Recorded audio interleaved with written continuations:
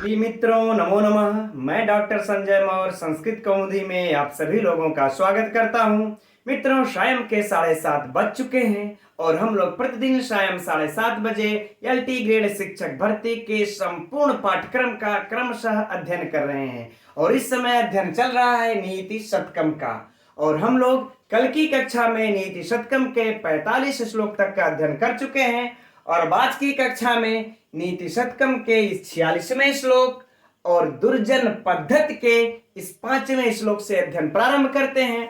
तो आप लोग अपनी नोट्स और अपनी पुस्तक नीति शतकम लेकर के बैठ जाइए। चलिए अध्ययन प्रारंभ करते हैं। एक बार इसको हम लोग पढ़ लेते हैं मित्रों। शशि दिवस धूसरो गलित यवना कामिनी सरो विगत वारिज मुख मनक्षरम स्वाकृते प्रभु धन परायण सतत दुर्गति सज्जनो नृपांगणगतः खलो मनसि सप्त शल्यानि में।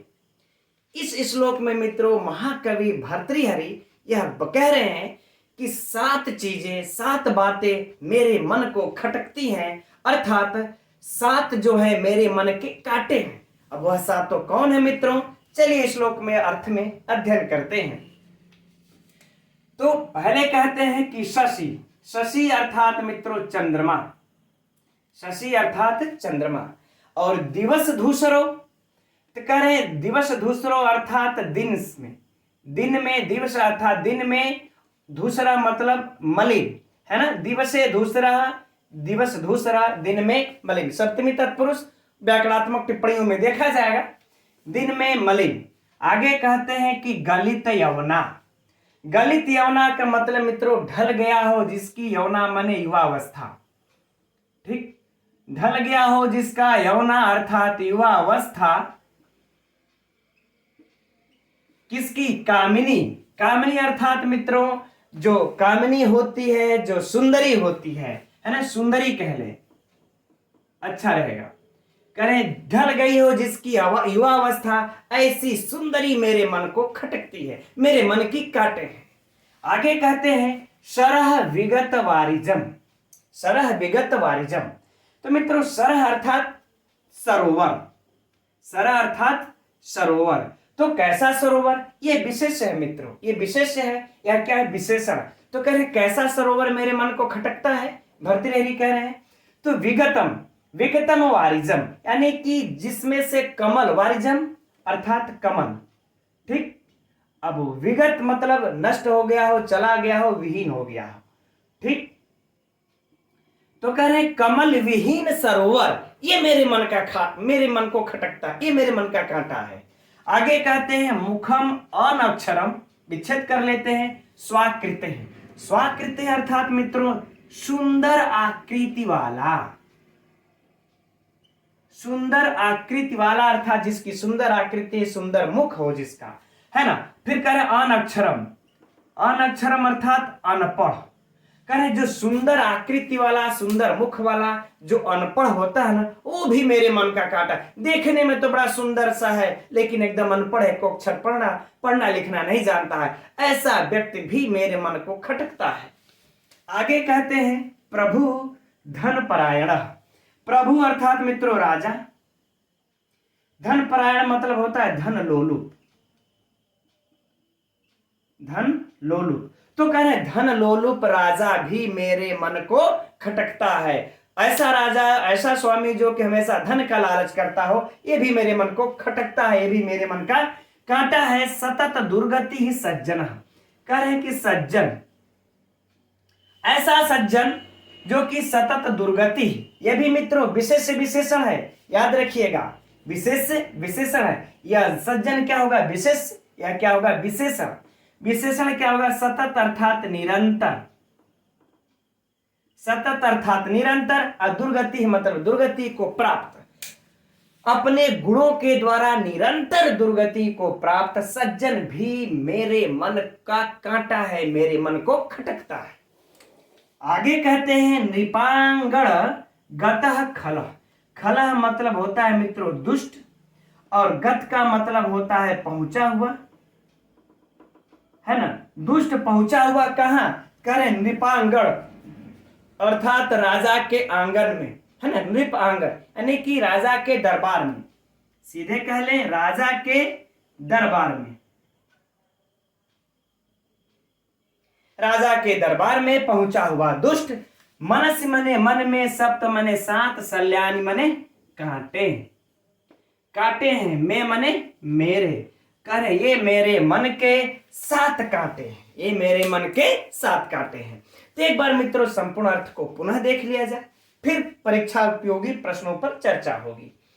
तो कह रहे हैं कि दिन में मलिन चंद्रमा और ढली हुई युवा अवस्था जिसकी ढल गई हो ऐसी सुंदरी, और सर्व कमल विहीन सरोवर, सुंदर आकृति वाला सुंदर मुख वाला अनपढ़, धन लोलुप राजा, निरंतर दुर्गति को प्राप्त सज्जन, और राजा के दरबार में पहुंचा हुआ दुष्ट, ये सब 7 मेरे मन के कांटे हैं, ये सब 7 मुझे खटकते हैं। ठीक है मित्रों, अर्थ तो हो गया। अब परीक्षा उपयोगी जो इसके अर्थों में से प्रश्न पूछे जाते हैं, पहले उनको देखते हैं, फिर इसके व्याकरणात्मक टिप्पणियां भी इसकी मतलब बहुत महत्वपूर्ण है, फिर उसको देखेंगे। तो देखिए पहला प्रश्न तो मित्रों यही है इसका कि भर्तृहरि के मन के कितने कांटे हैं, या भर्तृहरि के मन को कितनी बातें खटकती हैं, तो 7। परीक्षा में कई बार पूछ भी चुका है, आगे पूछा भी जाएगा, याद रखिए। काउंट भी कर लेते हम लोग, देखिए। एक दिन में मलिन चंद्रमा, दूसरा ढली हुई युवावस्था की सुंदरी, तीसरा कमल विहीन सरोवर, चौथा सुंदर आकृति वाला अनपढ़, पांचवां धन लोलुप राजा, छठवां दुर्गति को प्राप्त सज्जन, और 7वां राजा के दरबार में पहुंचा हुआ दुष्ट। ये 7 इनके कांटे हैं। ठीक मित्रों, तो एक प्रश्न ये हो गया। अब देखिए इस तरह से भी पूछा जा सकता है प्रश्न को घुमा करके परीक्षा में, है ना। ये तो एक प्रश्न हुआ कि 7 बातें किसको खटकती हैं, या 7 मन के कांटे किस कवि के हैं।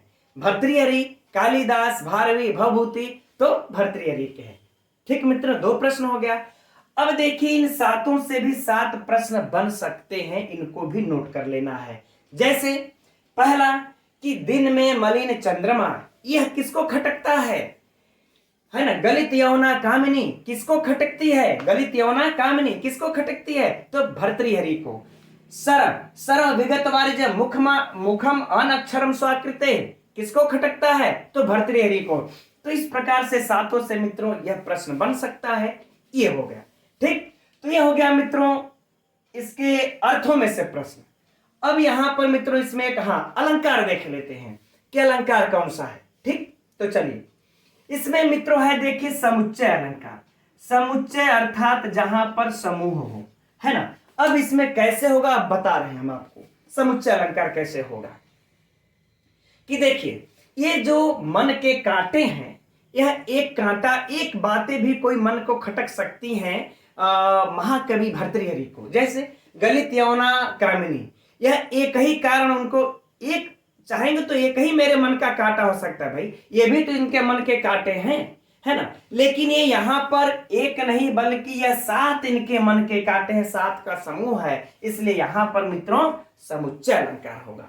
ठीक, अब बात करते हैं यहाँ पर, ये समुच्चय अलंकार हो गया। अब बात करते हैं यहाँ पर एक और अलंकार है, वह अलंकार है मित्रों दीपक अलंकार। ठीक है ना, दीपक अलंकार। दीपक अलंकार कैसे है कि देखिए इसमें खैर चर्चा इसकी पहले हो चुकी है, अब इसको हम ये बताएंगे तो टाइम पास ही होगा, छोड़ देते हैं दीपक अलंकार को, है ना। इसमें समुच्चय थोड़ा सा, ये नया अलंकार आज के हम लोग नीति शतकम में प्राप्त हुआ, तो इसको समझ ही लिए कि यह अकेला ही, इसमें से कोई 7 में से एक अकेला ही इनके मन के कांटा होने के लिए पर्याप्त था, लेकिन यहां पर 7 लिया गया, इसलिए समुच्चय अलंकार। अब यह दीपक अलंकार भी है। अगर परीक्षा में आप लोगों से पूछ दे इस श्लोक में किस में कौन सा अलंकार है, तो अगर विकल्प में समुच्चय रहे तो समुच्चय को टिक मारिए, अगर विकल्प में दीपक है तो दीपक को भी टिक मार दीजिए, दोनों सही है। लेकिन अगर आप लोग अब प्रश्न करेंगे कि सर अगर परीक्षा में कहीं दोनों दे दिया तो देखिए मित्रों, अगर दोनों दे देता है तो इस श्लोक में इन दोनों का अंग अंगी भाव संकर अलंकार है, यानी यह भी है यह भी है। हम तो यह कह रहे हैं जब सिंगल सिंगल देगा तो भाई अगर दीपक नहीं है तो समुच्चय मार दीजिए, समुच्चय नहीं है तो दीपक मार दीजिए। लेकिन यदि दोनों है और ऑप्शन तीसरा ऑप्शन है कि उपरोक्त दोनों, तो उपरोक्त दोनों मारिए। ठीक, तब उपरोक्त दोनों मारेंगे क्योंकि अंग अंगी भाव दोनों अलंकार हैं। ठीक मित्रों, अब मुझे नहीं लगता इससे ज्यादा साहित्य में से इसके अर्थ में से प्रश्न बनेगा। अब व्याकरणात्मक टिप्पणी को देखते हैं। मित्रों, इस श्लोक की व्याकरणात्मक टिप्पणी परीक्षा की दृष्टि से अत्यंत महत्वपूर्ण है, तो जरा इसे हम लोग ध्यान से देखेंगे। प्रारंभ करते हैं हम लोग शशि से। तो मित्रों, यह शश शब्द से इन प्रत्यय लग करके बन जाता है शशि। ठीक, अब यहीं पर लगे हाथ एक और चर्चा कर लेते हैं इस शश शब्द के ऊपर कि शश शब्द का क्या अर्थ होता है। तो शश शब्द का अर्थ होता है मित्रों चंद्र कलंक, चंद्र कलंक, है ना। और या फिर यह परीक्षा में पूछ दे आप लोगों से चंद्र कलंक किसे कहते हैं, तो शश या शश का क्या अर्थ होता है, तो चंद्र कलंक। क्योंकि मित्रों देखिए, अब वह जो टीजीटी या एलटी इत्यादि में जो सामान्य प्रश्न पूछता था वह जमाना गया। अब इन परीक्षाओं में अपने प्रश्नों की गहराई को बढ़ा रहा है, तो हम लोगों को भी अपने अध्ययन को और गहरा करना पड़ेगा। ठीक, तो यह आप लोग नोट कर लीजिएगा।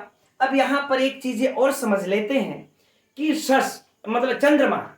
देखिए, चंद्रमा के अंक में कहा जाता है कि मृग का अस्तित्व माना जाता है। चंद्रमा के अंक में मृग का अस्तित्व माना जाता है, इसलिए चंद्रमा का एक और नाम है मृग लांछन। मृग लांछन भी कहते हैं मित्रों, इसको आप लोग याद रखिएगा, मृग लांछन चंद्रमा को कहते हैं। ठीक, अब सुन लीजिए कि अगर पूछ दे परीक्षा में शशि में कौन सा प्रत्यय है, तो इन्हीं प्रत्यय है। शश शब्द का क्या अर्थ होता है, तो चंद्र कलंक होता है। मृग लांछन किसे कहते हैं, चंद्रमा को कहते हैं। अब क्या पूछोगे इससे ज्यादा, आगे बढ़ते हैं। कह रहे दिवस धूसर, यानी दिवसे धूसर, दिन में मलिन। तो मित्रों स्पष्ट है सप्तमी तत्पुरुष समास। ठीक, आगे बढ़ते हैं। गलित यौना, इसमें मित्रों हम लोगों को दो पद नजर आ रहे हैं। एक तो हम लोगों को नजर आ रहा है गलित, दूसरा नजर आ रहा है यौवन। तो पहले हम लोग गलित की व्युत्पत्ति देख लेते हैं मित्रों। गल धन कत क्या बन जाएगा, बराबर गलितम। क्या बन जाएगा, गलितम। ठीक, फिर यौवन में तो युवन धन अण, थोड़ा सा इसको चेंज कर लेते हैं।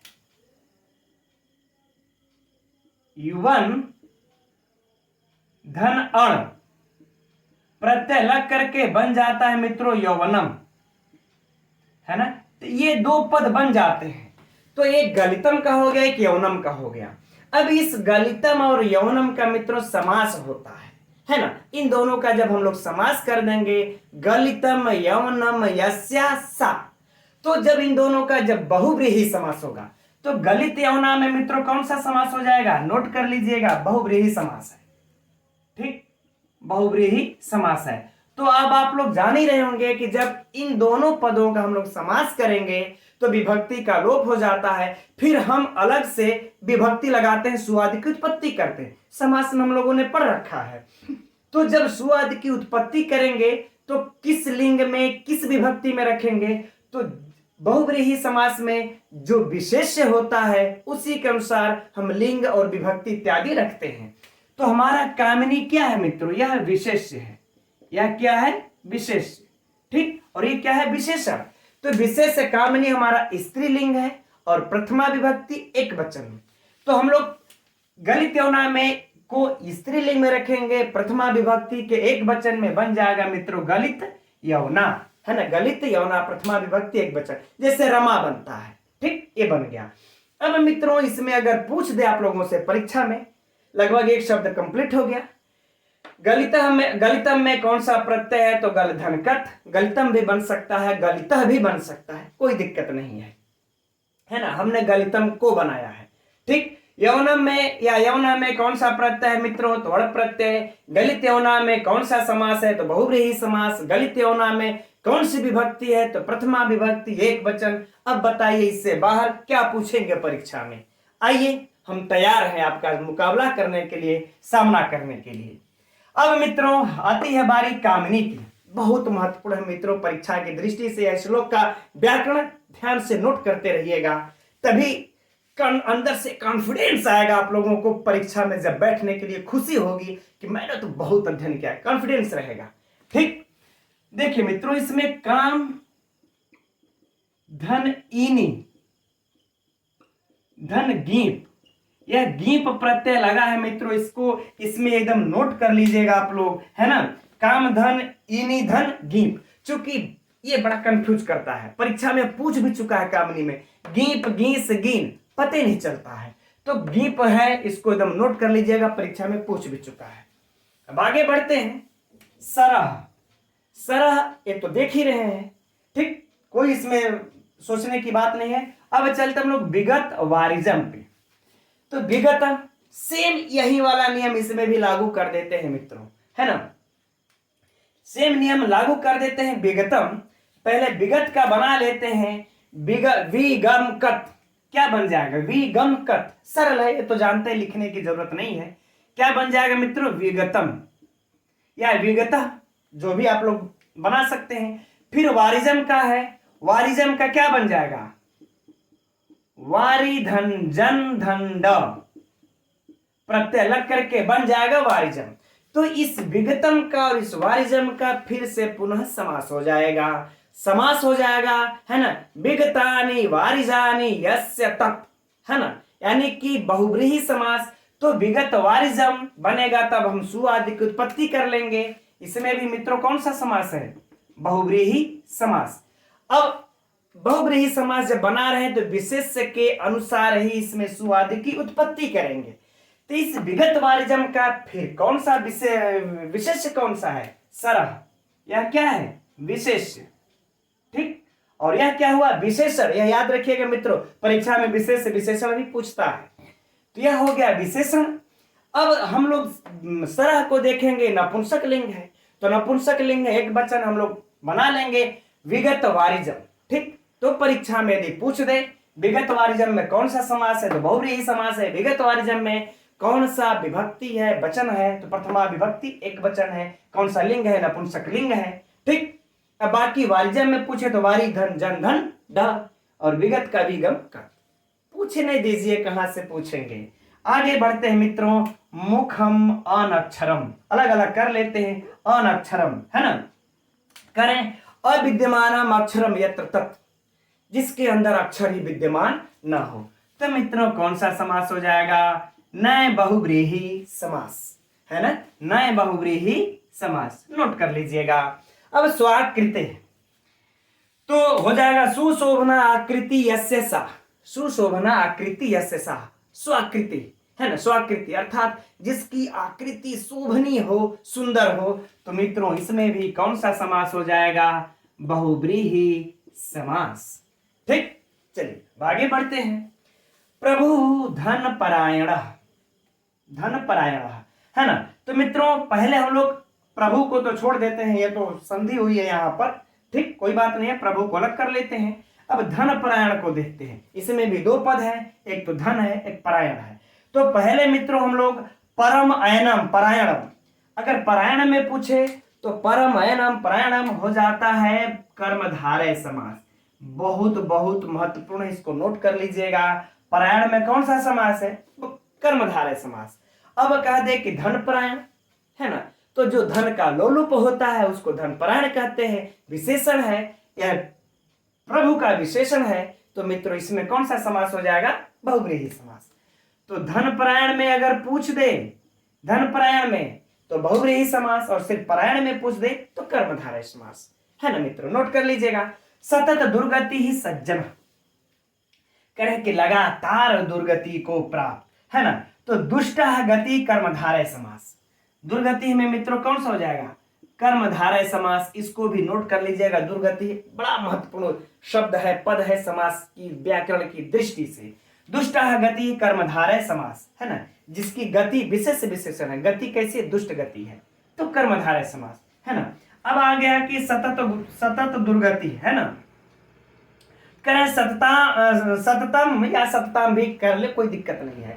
सतताम दुर्गति यस्य सह, अर्थात बहुब्रीहि समास। तो मित्रों अगर आप लोगों को सतत इस पूरे में पूछ दे तो कौन सा समास हो जाएगा? बहुब्रीहि समास। और सिर्फ दुर्गति में पूछ दे तो कर्मधारय समास। सज्जन सतधन जना वो तो सभी लोग जानते हैं, कोई समस्या नहीं है। और फिर है नृपांगण गतः। गतः में गम धन कट देख ही रहे हैं। अब नृपांगण तो यहां पर हो जाएगा मित्रों, पहले तो नृपांगण का देख लेते हैं, यहां तक नृपांगण तक है ना। करें नृपस्य अंगनम षष्ठी तत्पुरुष समास।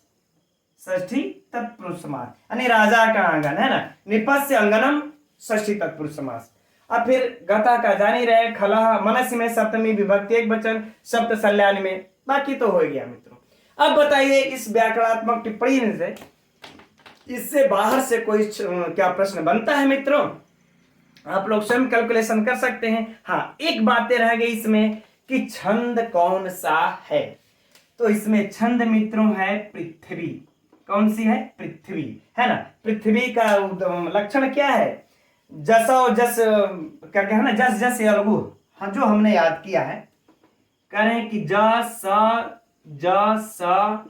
फिर है या, फिर ल, फिर गु, है ना, ये लक्षण होता है। ठीक, करें जसो जस यला वसुग्रह ग्रहतिश्च पृथ्वी गुरु करके है।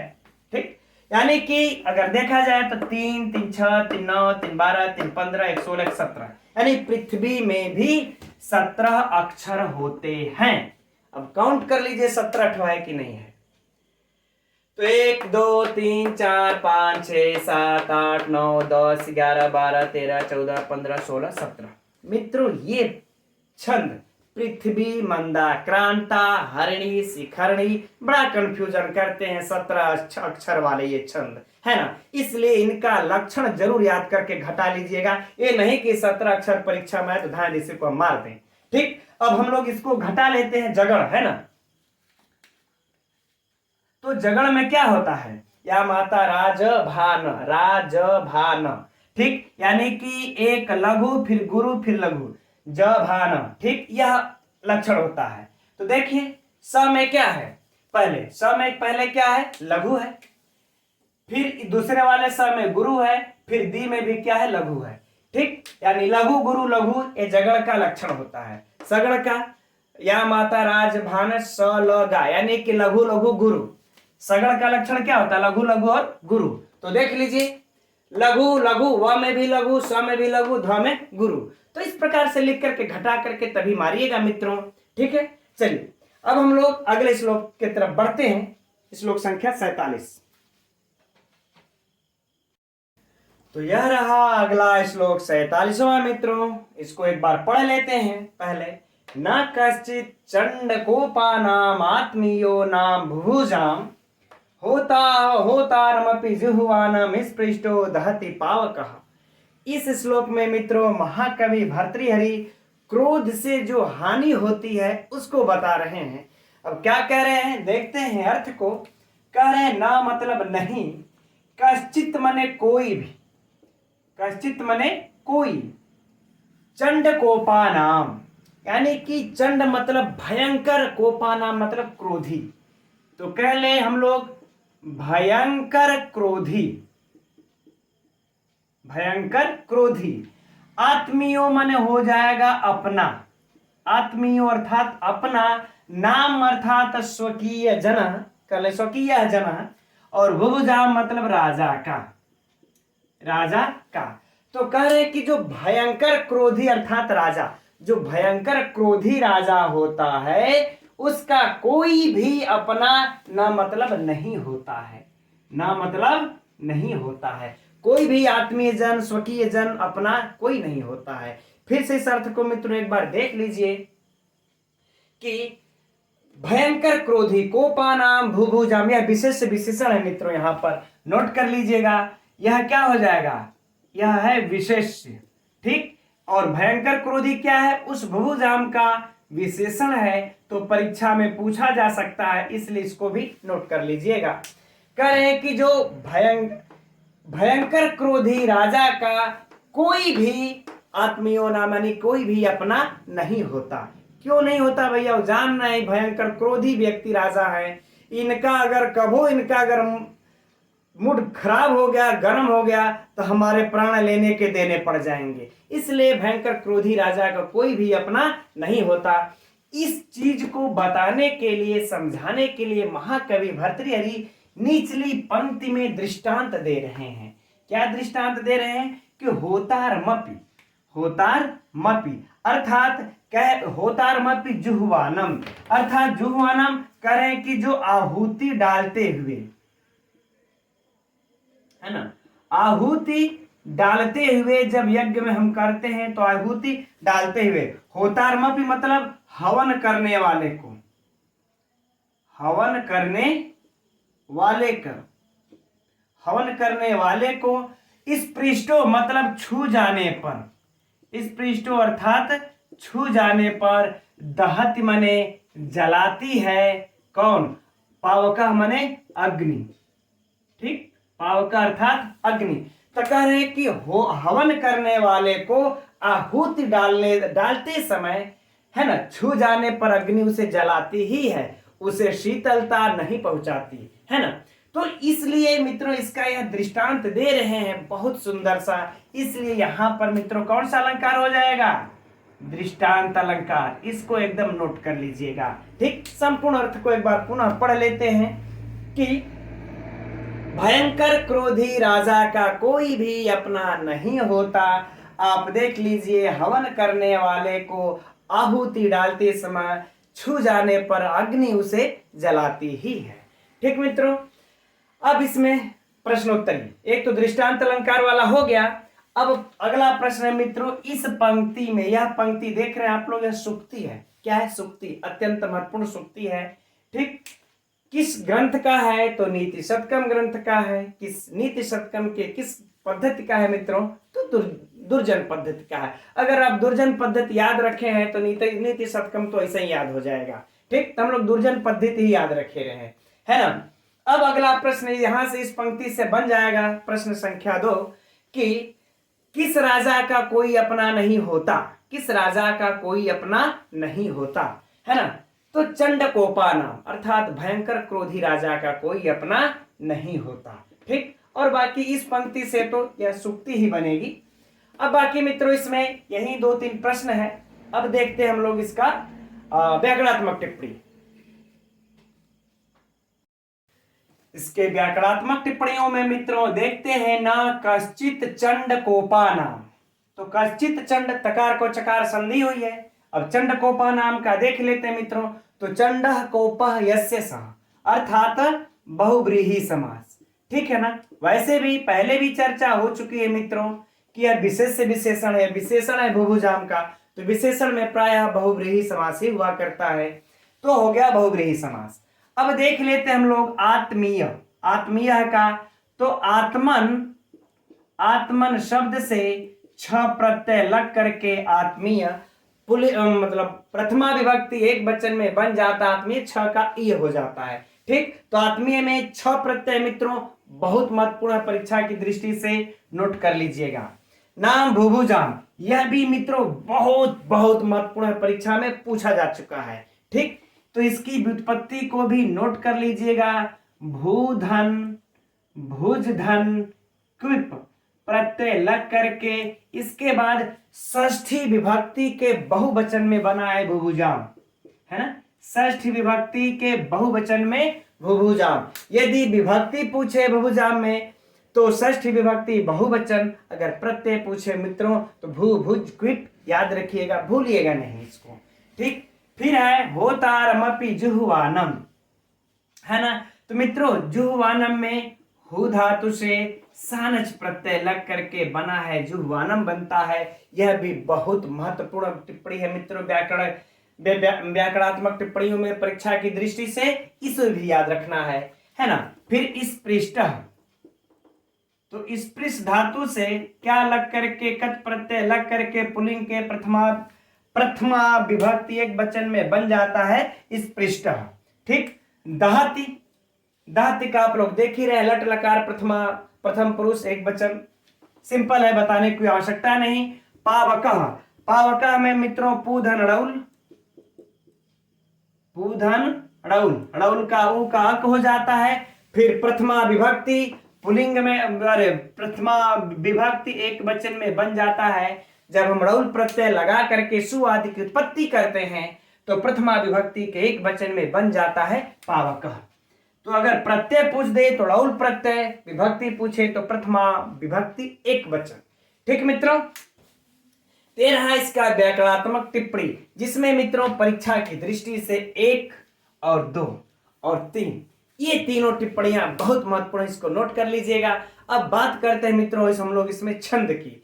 छंद मित्रों इसमें अनुष्टुप छंद है। ठीक, अनुष्टुप छंद की लक्षण चर्चा पहले कई बार हो चुकी है, इसलिए पुनः यहाँ की कोई आवश्यकता नहीं है। अब चलिए हम लोग अगले श्लोक की तरफ बढ़ते हैं। तो यह रहा मित्रों अगला श्लोक 48वां। एक बार इसको पढ़ लेते हैं। अच्छा, हमारे कुछ भाई बहन कहते हैं कि सर आप गाते नहीं हैं, कमेंट्स करते हैं। जैसे सुजाता साहब बहन ने कमेंट्स किया, सर आप अगर गाएं श्लोक तो हम लोगों को छंद गाने भी आ जाएगा। तो मैं आप लोगों के कमेंट्स पढ़ता रहता हूं मित्रों। तो देखिए, एक तो ऊंची आवाज में नहीं आते हैं, थोड़ा ऊंची आवाज में बोलने के कारण गला भी बैठा रहता है, और दूसरा न गा करके हम समय भी बचाने की कोशिश करते हैं। तो इस श्लोक में मित्रों मंदाक्रांता छंद है। चलिए 1-2 पंक्ति इसका गा लेते हैं। मौनान्मुखः प्रवचन पटु वाचको जल्पको वा। ठीक है, इसी तरह से गाते हैं। धृष्टा पार्श्वे भवति च वसन दूरतो अपि अप्रगल्भ क्षान्त्या भीरुः यदि न सहते प्रायशो नाभिजातः सेवा धर्मः परम गहनो योगिनामप्यगम्यः। है ना, स्लोली थोड़ा सा गाते हैं मित्रों, गा करके आप लोग प्रैक्टिस कर लीजिएगा। अब आइए इसके अर्थ को देखते हैं। तो इस श्लोक में मित्रों महाकवि भर्तृहरि बता रहे हैं कि सेवा धर्म अत्यंत गहन है, अत्यंत कठिन है। यह योगियों को भी गम्य नहीं है, साधारण पुरुष की तो बात ही क्या। तो यह सेवा धर्म क्यों गहन है, क्यों कठिन है, इसी चीज को इस श्लोक में बता रहे हैं। तो आइए हम लोग अध्ययन करते हैं परीक्षा की दृष्टि से। बहुत ही सुंदर श्लोक है, आप लोग अर्थ वैसे जानते होंगे। तो देखिए, मौनान्मुखः, मौनान अर्थात कह रहे हैं महाकवि भर्तृहरि कि मौन रहने पर, मूकः मतलब गूंगा, मूकः अर्थात गूंगा कहा जाता है। यदि सेवक यदि मौन रहे तो वह स्वामी के द्वारा गूंगा कहा जाता है, मौनान्मुखः। यदि सेवक प्रवचन पटु, प्रवचन पटु अर्थात कह रहे हैं कि उत्तर देने में पटु मित्र अर्थात मित्रों चतुर। यदि वह उत्तर देने में चतुर है सेवक, तो उसे स्वामी क्या कहता है कि वह तो वाचक है या जल्पक। वाचका मतलब मित्रों बहुत ज्यादा बोलने वाला, बहुत ज्यादा बोलने वाला। और जल्पकः का अर्थ भी इसी के समानार्थी अर्थात बड़बड़िया जिसको कहते हैं। कर या तो बहुत ज्यादा बोलने वाला कहता है या फिर बड़बड़िया कहता है। ठीक, और कह रहे हैं धृष्टः पार्श्वे, कह रहे हैं पार्श्वे अर्थात ये पास में अगर वह भवति च, यदि भवति यानी होता है, यदि वह पास में खड़ा होता है तो उसे ढीठ कहते हैं। क्या कहते हैं? कहते हैं तभी बड़ा ढीठ है ना, तो वह स्वामी उसे ढीठ कहता है। और वसन मने रहता है, दूर तो अपि अप्रगल्भ, विच्छेद कर लेते हैं। वसन मने क्या है? रहता है ना, दूर तो मतलब दूर, यदि वह दूर रहता है, अपि मने भी, तो अप्रगल्भ, अप्रगल्भ मतलब लापरवाह कह ले या फिर लज्जाशील कह ले, लज्जाशील कह ले या लापरवाह कह ले। तो कह रहे हैं यदि वह दूर दूर रहता है तो कहते हैं बड़ा लजीला है, बड़ा लज्जाशील है, तब स्वामी ऐसा कहता है। ठीक, आगे कहते हैं क्षान्त्या अर्थात यदि वह सेवक क्षमाशील है, या क्षमाशील नहीं बल्कि सहनशील कह ले, कि यदि वो सेवक सहनशील है, सहन कर लेता है सभी बातों को, तो क्या कहते हैं स्वामी कि भीरु मतलब डरपोक है। यदि वह सहनशील है सेवक, तो स्वामी कहता है कि यह डरपोक है। और न सहते प्रायश और कह रहे यदि नहीं सहता है, तब कोई भी बात को बर्दाश्त नहीं करता है, नहीं सहन करता है, तब वह कहते हैं कि नाभिजातः, मतलब कुलीन नहीं है, वह नीच है। नाभिजातः, अभिजातः मतलब होता है मित्रों कुलीन, और नाभिजातः यानी कि नाभिजातः जो अभिजात ना हो, कुलीन ना हो, अकुलीन कह लें या फिर नीच कह लें, है ना। अकुलीन भी हम लोग कह सकते हैं और नीच भी कह सकते हैं। कह रहे जब वह बातों को नहीं सहता है, नहीं बर्दाश्त करता है, तब स्वामी उसे अकुलीन या नीच कहने लगता है। कह रहे हैं अब कि सेवा धर्म परम गहनो, कि सेवा धर्म मित्रों अत्यंत कठिन है। परम मतलब अत्यंत, गहन मतलब कठिन, अत्यंत कठिन है। योगी नाम अपि अगम्य, अगम्य करें यह योगियों को भी गम्य नहीं है। सेवा धर्म अत्यंत कठिन है, योगियों को भी गम्य नहीं है। एक बार मित्रों इसके संपूर्ण अर्थ को पुनः देख लेते हैं।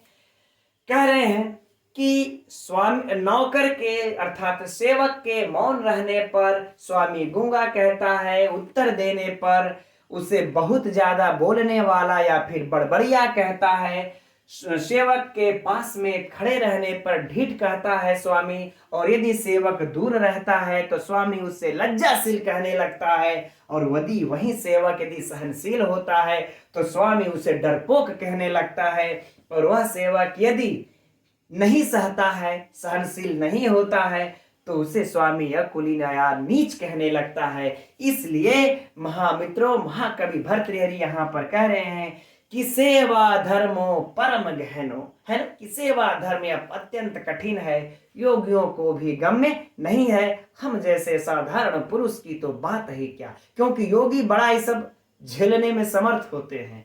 ठीक है मित्रों, चलिए परीक्षा के लिए उपयोगी प्रश्नों को देखते हैं। तो पहला प्रश्न, यह सुक्ति है, निचली पंक्ति क्या है, सुक्ति है मित्रों।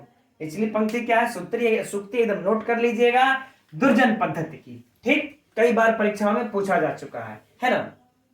अगला प्रश्न कह रहे हैं कि है ना, इससे आ जाएगा कि कौन सा धर्म कठिन है जो योगियों को भी गम्य नहीं है, तो सेवा धर्म।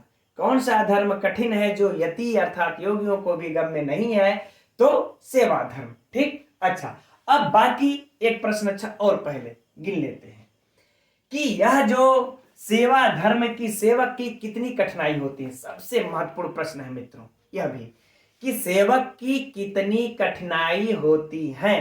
काउंट कर लीजिए, पहला मौन रहने पर गूंगा, दूसरा उत्तर देने पर बड़बड़िया, तीसरा ढीठ कहा जाता है, चौथा लज्जाशील बोला जाता है दूर रहने पर, पांचवा डरपोक बोला जाता है, और छठवां उसको अकुलीन भी कहा जाता है। तो मित्रों कितना हो गया टोटल, यानी सेवक की कितनी कठिनाई होती है नीति शतक ग्रंथ के अनुसार, तो 6 कठिनाइयां होती हैं। यह नोट कर लीजिएगा, परीक्षा में महत्वपूर्ण प्रश्न है ये। ठीक, अब इन 6 से मित्रों 6 प्रश्न बन जाएंगे। इन सब प्रश्नों को जो मैंने हम लोगों ने चर्चा किया उसको छोड़ करके, क्या मौन, सेवक के मौन रहने पर स्वामी क्या कहता है, गूंगा, सेवक के उत्तर देने पर स्वामी क्या कहता है, सेवक के दूर रहने पर स्वामी क्या कहता है, सेवक के पास रहने पर स्वामी क्या कहता है, या सेवक लज्जाशील सेवक को कब कहता है, स्वामी सेवक को लज्जाशील कब कहता है, घुमा दे उसे प्रश्न को, पलट दे तो सेवक स्वामी सेवक को अकुलीन या नीच कब कहता है। तो इस तरह से मित्रों घुमा करके प्रश्न को पूछा जा सकता है। ठीक, तो ये रहे साहित्य से प्रश्न। अब मुझे नहीं लगता है कि इससे बाहर से पूछा जाएगा। एक बात और एक प्रश्न और यहीं पर देख लेते, अलंकार। इसमें अलंकार कौन सा है मित्रों, तो अतिशयोक्ति अलंकार है।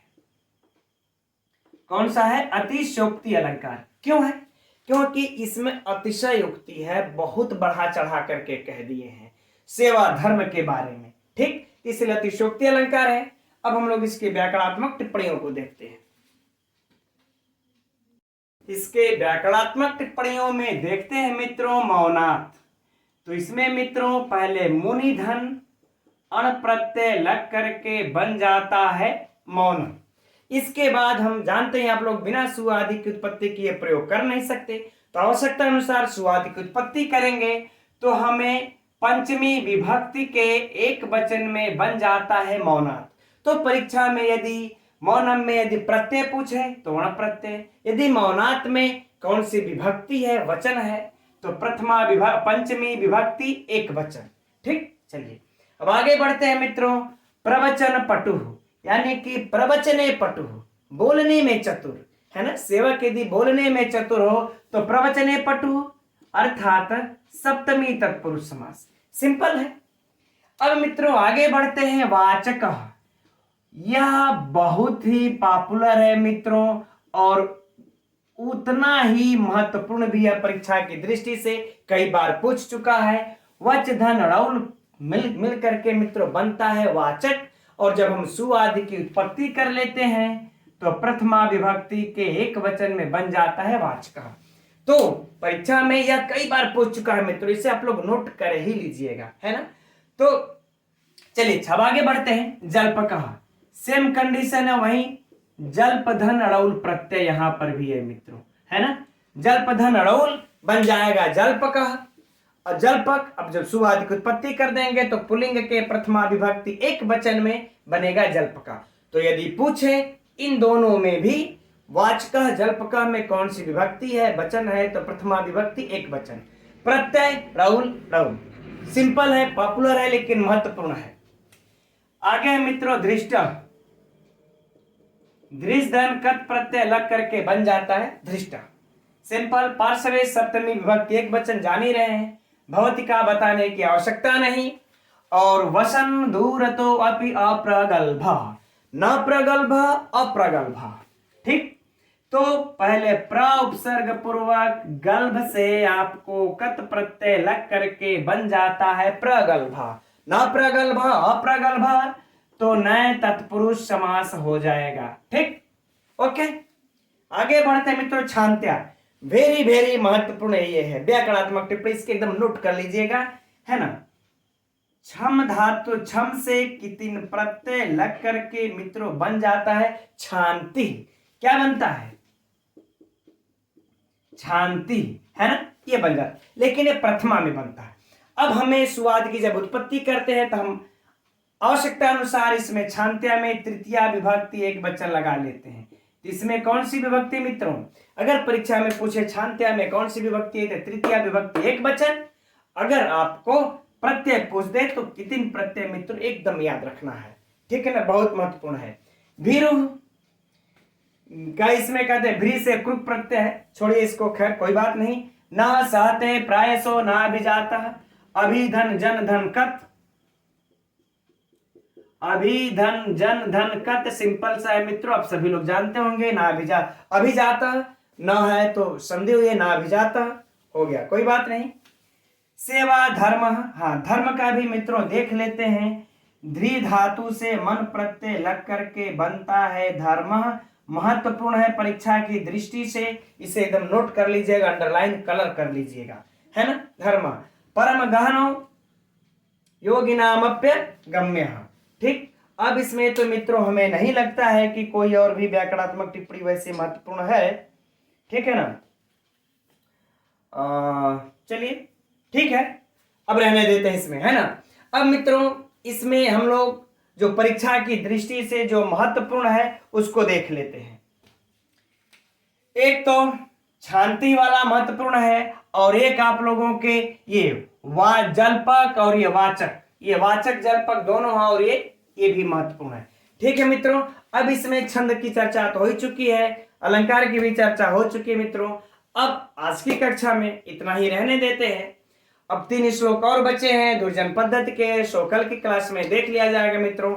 आप लोगों को कैसा लगता है, समझ में आता है या नहीं आता है मित्रों, कमेंट्स आप लोग जरूर किया कीजिए, थोड़ा सा मुझे और भी एनर्जी मिलती है पढ़ाने के लिए आप लोगों को, ठीक है, तैयारी करने के लिए। तो मित्रों हम लोग कल मिलते हैं ठीक इसी समय 7:30 बजे। नमो नमः।